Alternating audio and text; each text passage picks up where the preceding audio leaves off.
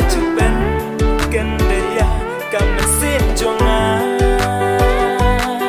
man kipo ngaju ngeu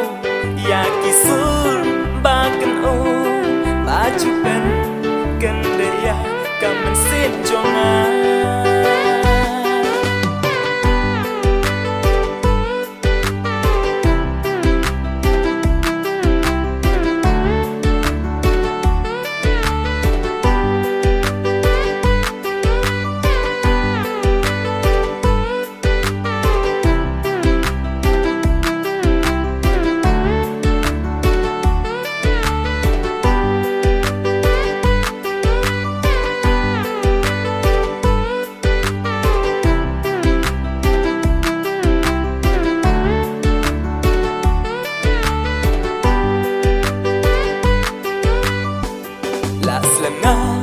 qua yo y là selanga qua ban kendu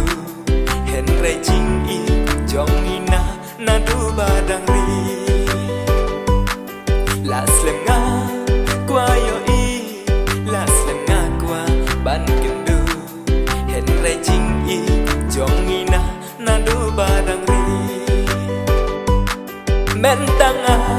shem ba day ma phi ba wan ruai ham ni ya kisur batiang piju yai pensel mentanga shambadai ma phi bawan ruai hamni ya kisur batiang piju yai pensel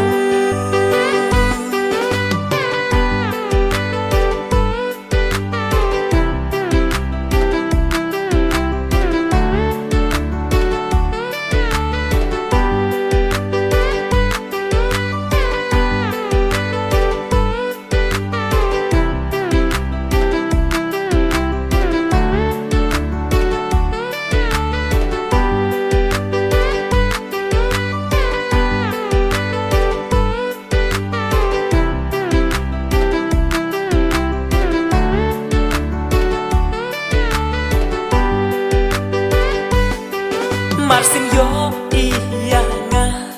pila e ramban riwa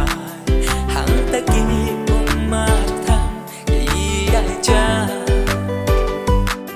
Marsin yo iya nga